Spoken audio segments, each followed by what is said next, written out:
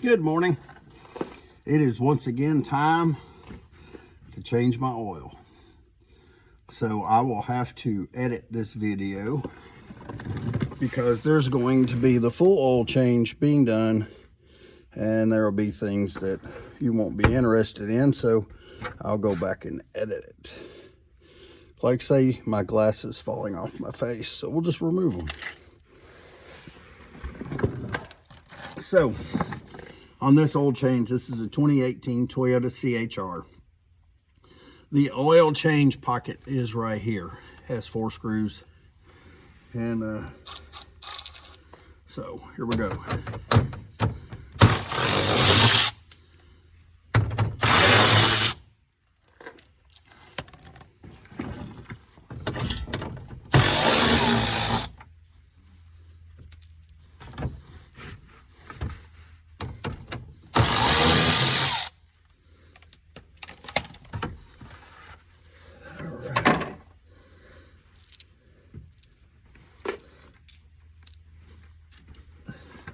So we move the drain pan over. We'll start with the oil filter.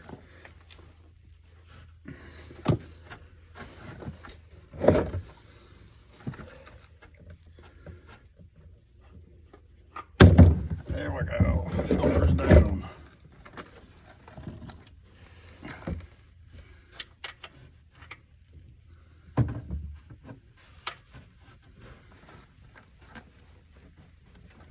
I don't remember tightening it that tight, but apparently I did.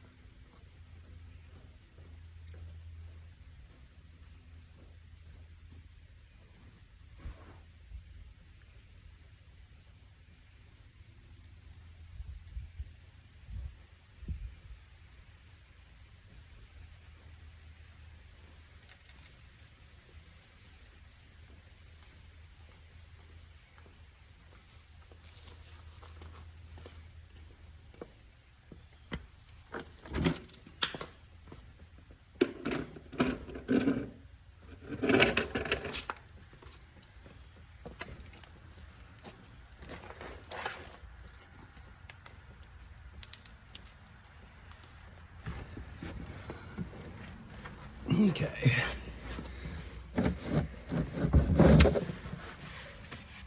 Decided to get rid of the creeper. It was not that much of a benefit.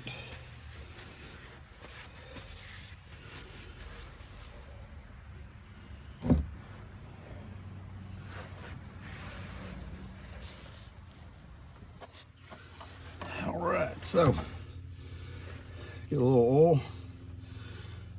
The surface probably has some oil on there for the filter, but you want to put a little oil on your seal there, and just in case mine has cleaned itself off, I always just go ahead and put it on there.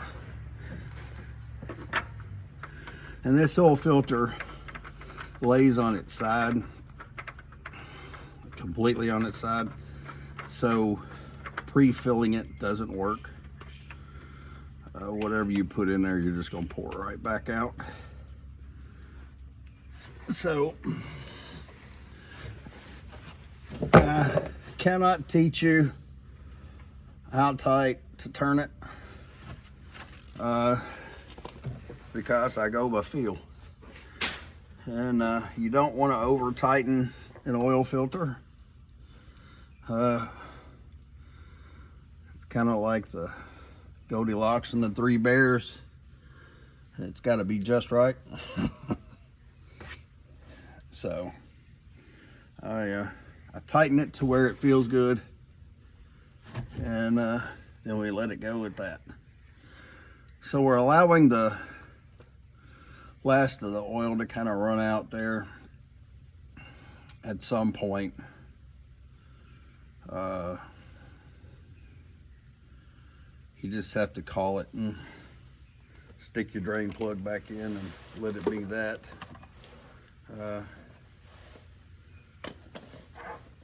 If you waited till it completely quit, you'd likely be here for an hour.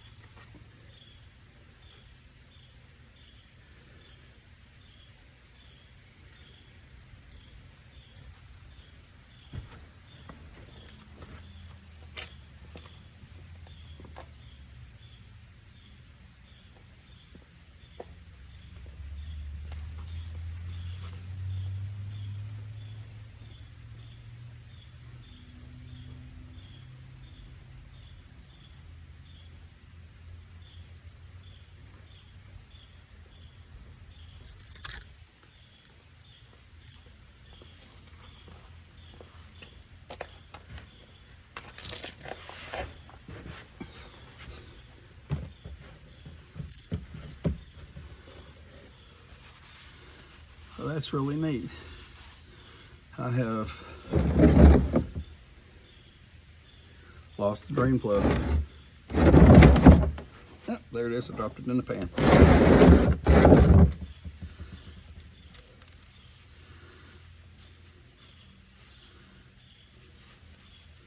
So, I don't know, just, I guess, peculiar.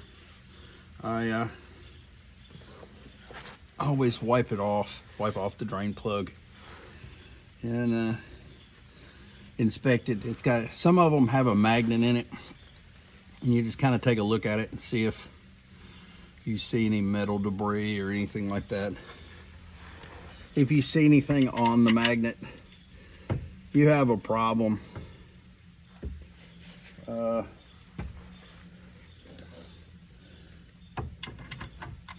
And that one, it was cleaned. There wasn't anything on it. So we have installed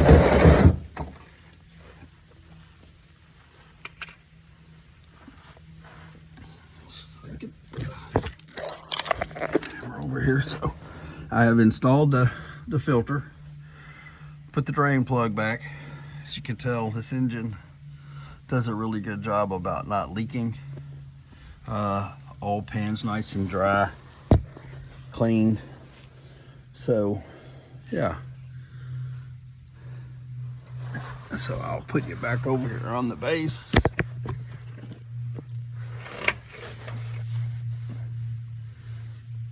think I've got you pointed to the right spot. Now we'll put the cover back on. And this is something that's kind of important. Once you have put this cover back on, don't forget, you have not put the oil in. If you didn't have a problem before and you go hop in the car, you will have a problem in a minute. So get this cover back on. get our handy dandy little Milwaukee battery ratchet there. These things that it screws into are plastic. And needless to say, metal screw, plastic, you know which one's gonna lose.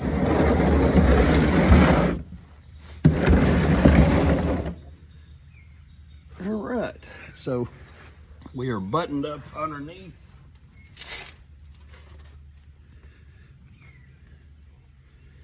Let's put my spectacles back on since I'm blind.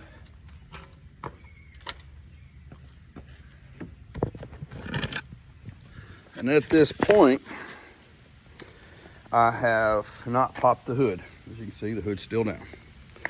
So, next step, most cars, your hood release will be right here or right here. So hood release, that pops your hood. Back in the day, hood release was under the bumper, but then thieves started stealing batteries and stuff like that, so they put the hood release inside the car to help prevent that. So, lift your hood. There's a hole. It's got a little arrow in the metal. You got to lift. Some of them have shocks that hold it up for you. Mine don't have that. So anyhow, so here we are. We're under the hood of the car.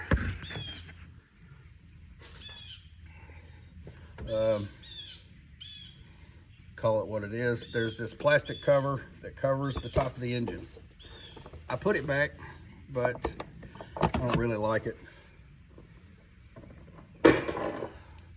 So I always take it off. So here's the engine, little 4-cylinder.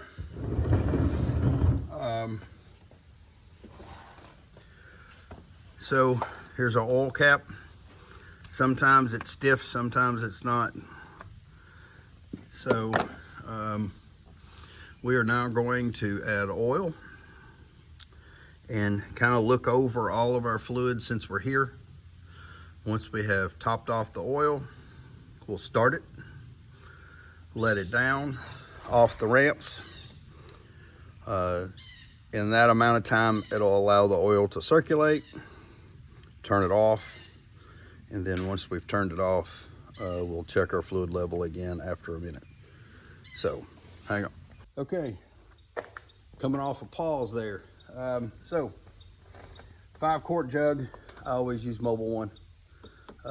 In my truck, I use Rotella because it's a diesel. Since the truck was new, I bought it from my brother-in-law, Scott. He'd always put Rotella in it, and I just don't believe in changing what has already worked. So, when I bought this car, the first several oil changes was done by the dealer because that was part of the package of buying the car. But once that period of time was up, I have since then put Mobil One in it. I don't know exactly how many miles it's on it. It's like 140,000 oil. I think it's 137,000. So anyways, pretty soon I'll be taking it back to the dealer for a transmission service, because at 50,000 miles there was a problem with the transmission. They replaced it. Didn't cost me anything because it was still under warranty. And at this point, every 50,000 miles I take it back to them for a transmission service. So if they say that the transmission fluid wasn't changed or whatever, then at that point I can say, well, then that means you didn't change it because I brought it back to you. So anyways, back to the oil. I worked for a Chevrolet dealership in Nashville in the 90s, and one of the guys was changing the oil on a brand new Corvette, and there was this great big decal under the hood that explained if you didn't use this oil, you won't have a warranty. And a lot of people say a lot of things about Chevrolets and stuff, and I have had pretty good luck out of them. The things that I'm seeing more recent, none of the vehicles after 2020 are really up to snuff. That's just my opinion. So I ran Mobil 1 in a 94 Cavalier that I bought brand new, which I sold it to my brother at 300,000 miles. In an oil change, it never used a single quart of oil. And he drove it for almost another 100,000 before the timing chain went bad.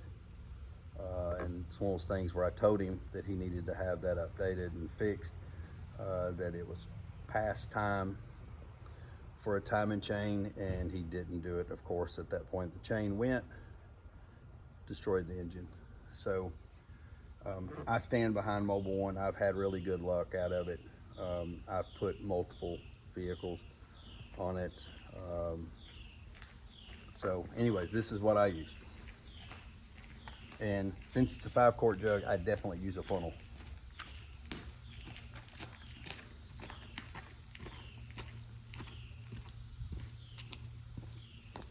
And Brandon has decided to join us.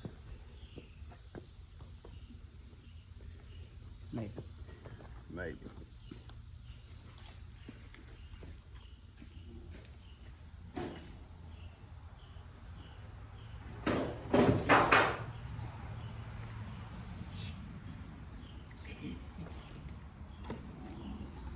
So this vehicle takes a little over 4 quarts of oil, and I have poured almost 4 quarts in it now. How much? 4. So at this point, I'm going to stop adding oil. It's not cold. No, it was this morning though. Not now. No, it's not bad now.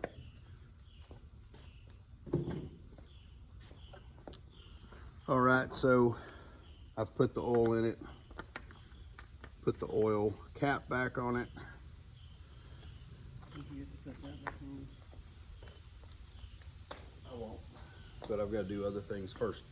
So now I'm going to start it, back it off the ramps so that it's on level ground, so I can check the oil level, and plus it'll circulate, so on. So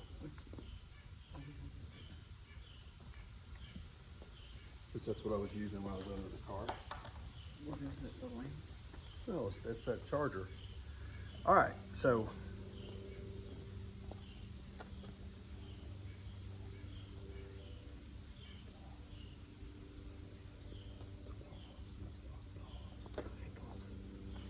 here we go.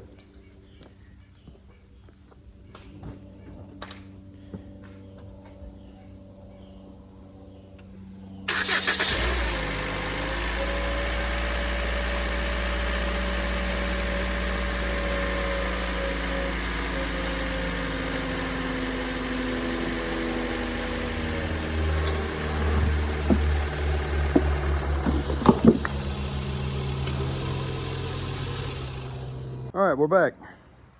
So started the car, backed it off the ramps, put the ramps up, drained the oil pan, all things that you didn't need to be bothered with. So oil lid's on, oil cap's on. Pull out your dipstick, wipe it off, because you don't want it to go by the first draw out, because it may be residual on there. Put it in, pull it out. So as you can tell, right there is our oil level. So we're a tick low. So go back, pull your oil cap off, and I've tightened it down too tight. There we go.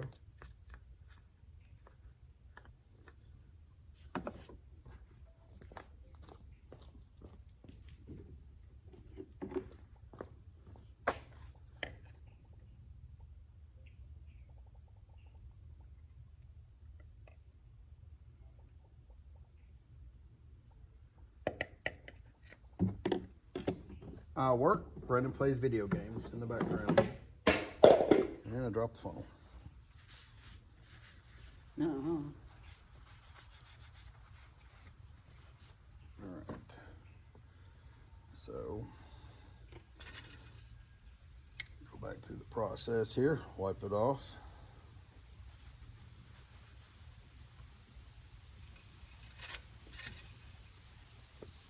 And now we are full.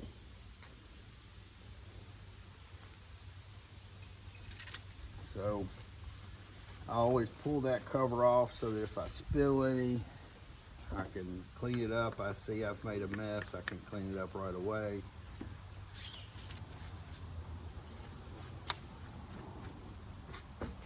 All right.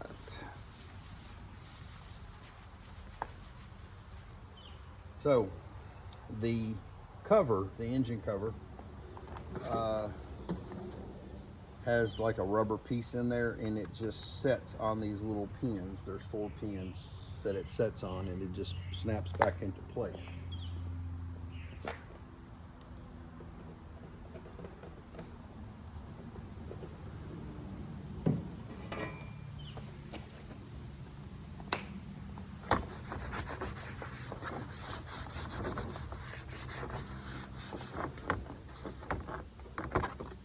So just kind of set it back there. Once you get the back 2 lined up, the front 2 will line up. It's that simple. So while you're there, just kind of give it a wipe. It's not going to help anything, but so I always, while I'm here, check my antifreeze level. Looks good. My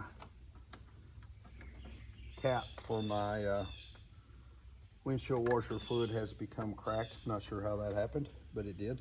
So we are a little low, so we're gonna go get some windshield washer fluid. Hang on. All right, so we're back. I always use the Rain-X stuff. It's a little more expensive, but years ago I was reading in a RV magazine. It was talking about if you're having problems with your windscreen, windshield, whatever you like to call it. If it's the wipers swipe and it doesn't do good, you one thing you could do is go pick up some 4/0 steel wool. 4/0 being the grade of coarseness, so it's 4 zeros. And so scrub your windshield down really good, and then clean it with glass cleaner, and then treat it with Rain-X. I have done that. I haven't done it recent, but I have done that, and I periodically do it. And this has Rain-X in the washer fluid. And so anytime you wash your windshield, you've reapplied Rain-X. I think it's a good idea. If you're driving at 40 miles per hour or faster, you don't even need your windshield wiper blades. You don't even need to turn them on. The water just beads up and runs off. So let's see if we can do this and not spill it.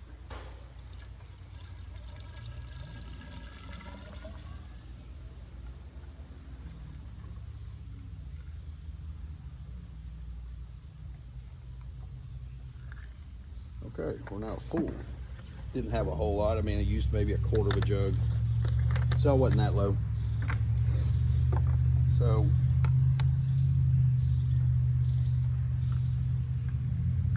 put your cap back. Like I said, I've already looked at my antifreeze. The antifreeze looks good. The brake fluid is hidden back in there. And on this vehicle, it's got a little snap piece. You've got to move your weather stripping, which doesn't make me real happy. I think that's kind of a stupid way to do things, but hey, they didn't ask me, and the fluid level is fine on the brakes. As a general rule, if you see brake fluid under your vehicle, you have a big problem, and brakes is not something you want to ignore. So normally you're not going to lose brake fluid unless you have a leak, and if you have a leak, like I said, you have a problem and you need to get that fixed.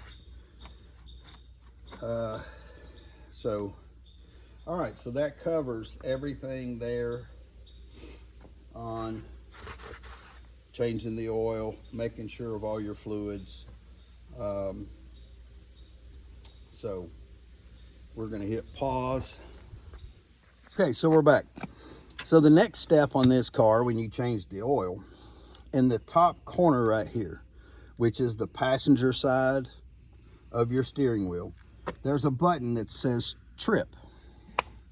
So before you turn your key on, and then this one is a push button, but if you have the turn key for the Toyota CHR or a push button, it's the exact same. So you push and hold trip, which, like I said, it's right here, top. Push and hold trip, press the button.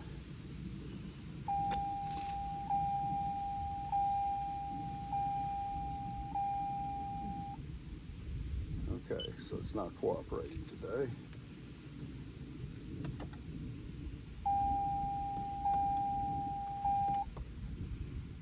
So on the dash, it says resetting maintenance data, and it counted down, and it now says 0. So at this point, now the oil change light is turned off. And where before, when I would start it, it said engine maintenance due soon. It no longer says that. Now it just shows how fast I'm driving and how many, well, now it shows the doors open, and how many miles that I can drive. If I had not done that, it would still say engine maintenance due.